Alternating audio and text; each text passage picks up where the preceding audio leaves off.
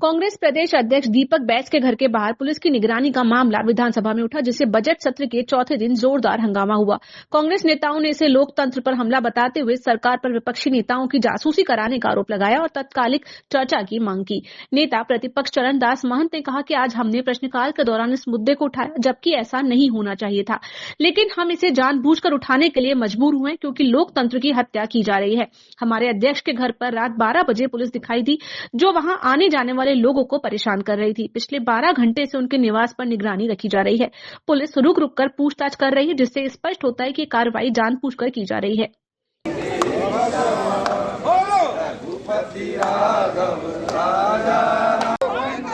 लोकतंत्र की हत्या बंद करो, बंद करो, बंद करो, रेकी करना बंद करो, बंद करो, बंद करो, रेकी करना बंद करो, बंद करो, बंद करो, लोकतंत्र की हत्या बंद करो, बंद करो। आज हम लोगों ने विधानसभा में प्रश्नकाल के दौरान इस बात को उठाया, जबकि ऐसा नहीं होना चाहिए था। हम लोगों ने जानबूझ करके, चूंकि ये लोकतंत्र की एकदम हत्या दिख रही है, लोकतंत्र की हत्या की जा रही है।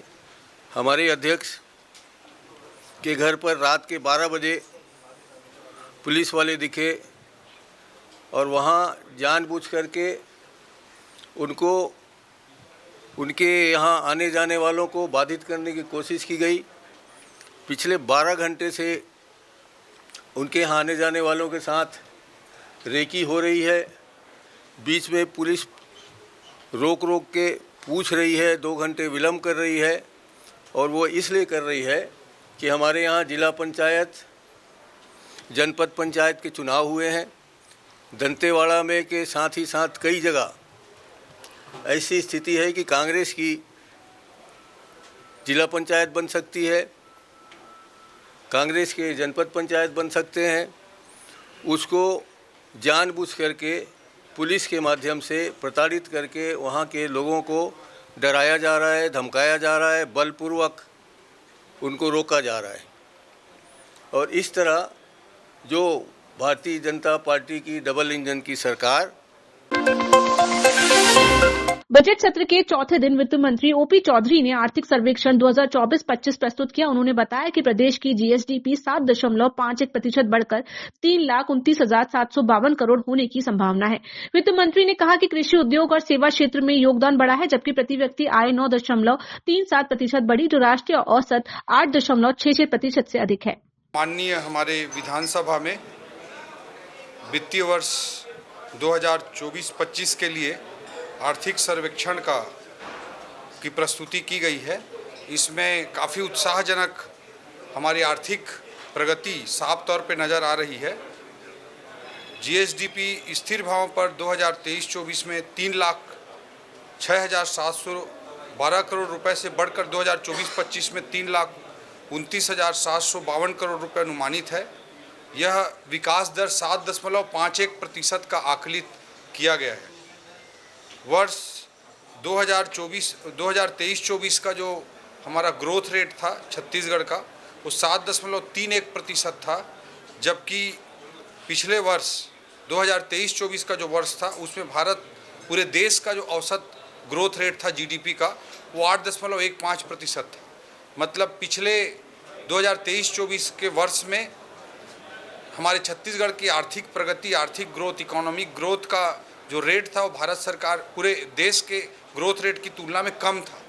जबकि हम 2024-25 का जो आकलन सामने आया है ये बहुत उत्साहजनक है कि आदरणीय मुख्यमंत्री जी विष्णुदेव साय जी के नेतृत्व में हमारी सरकार ने भी जो प्रयास किए हैं, छत्तीसगढ़ की 3 करोड़ जनता जनार्दन ने भी जो प्रयास किए हैं, उसके अनुसार हमारे छत्तीसगढ़ का ग्रोथ रेट 7.51% आकलित किया गया है, जबकि पूरे देश के लिए जो ग्रोथ रेट है वो 6.37% है।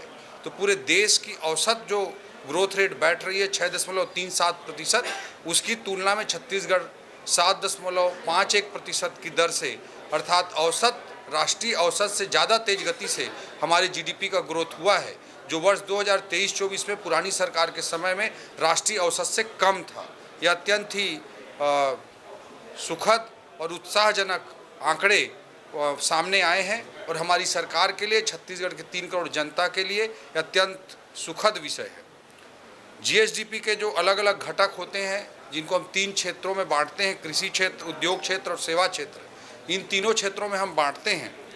कृषि क्षेत्र में भारत का जो, पूरे देश का जो औसत वृद्धि दर है वो 3.76% है, जबकि हमारे छत्तीसगढ़ का 5.38% है।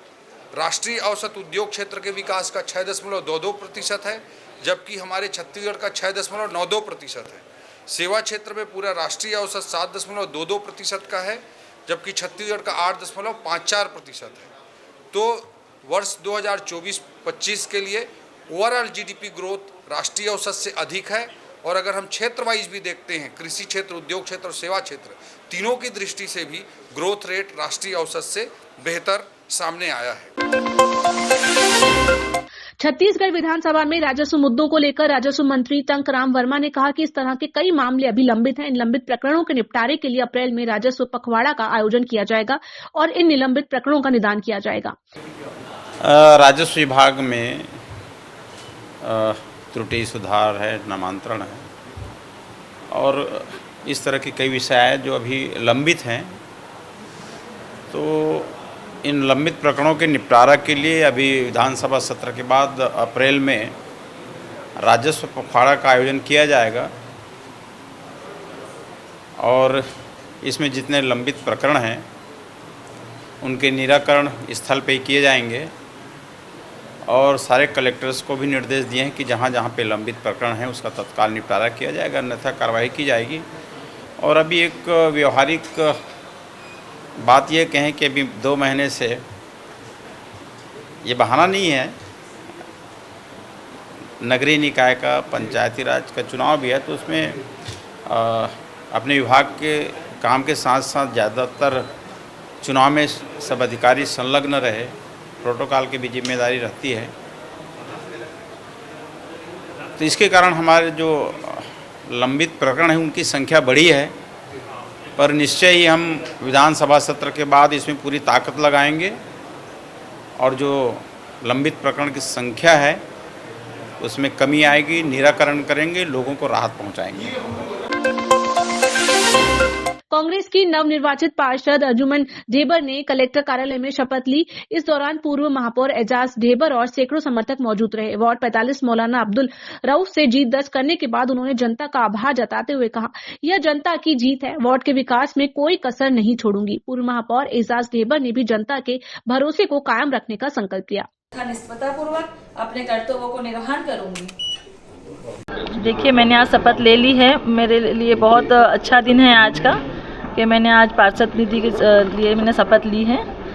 मैं अपने वार्ड वासियों का धन्यवाद करना चाहूँगी कि उन्होंने मुझे चुना है। ये जरूर कसक रही होगी कि शायद एजाज जी भी आपके साथ शपथ लेते तो ज़्यादा खुशी होती। देखिए, वार्ड इन्हीं का था, 10 साल से इन्हीं की मेहनत थी, उसी की वजह से आज मैं जीत पाई हूँ। इसलिए मुझे और इनको दोनों को खुशी है कि हम अपने वार्ड में जीते हैं। तो हम मैंने लिया, इन्होंने लिया, बात तो एक ही है। जी, मैं कुछ कारण से बाहर चले गई थी तो मैं नहीं पहुंच पाई थी, इसलिए मुझे आज यहाँ आना पड़ा। और मैं इस बात से खुश हूँ कि मैंने आज शपथ ले ली है और मैं अपना काम अच्छे से निभाऊंगी। जैसे आपके भैया 10 साल से अपने वार्ड की सेवा करते आए हैं और मैं भी उनके साथ मिलकर, हम दोनों मिलकर अब अच्छे से और करेंगे। वन मंत्री केदार कश्यप ने विपक्ष पर निशाना साधते हुए कहा कि सदन में प्रश्नकाल के दौरान विपक्ष ने व्यवस्थाओं पर सवाल उठाए, जबकि शून्यकाल और राज्यपाल के अभिभाषण के दौरान अपनी बात रख सकते थे। उन्होंने कांग्रेस पर तंज कसते हुए कहा कि पीसीसी अध्यक्ष के नेतृत्व में कांग्रेस सभी चुनाव हार चुकी है, यहां तक कि वे खुद भी अपने क्षेत्र में चुनाव हार गए।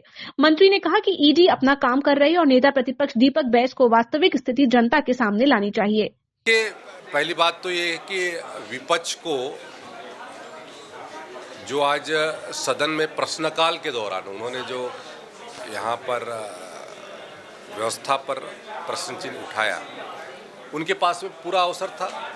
शून्यकाल में वो अपनी बात रख सकते थे और आज तो राज्यपाल के अभिभाषण पर उन पर नेता प्रतिपक्ष को भी अपनी बात रखनी थी।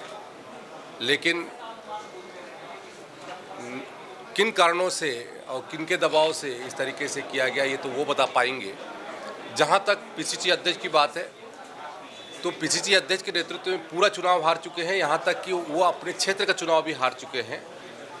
और यदि उनके संबंध किसी ऐसे व्यक्ति के साथ होंगे तो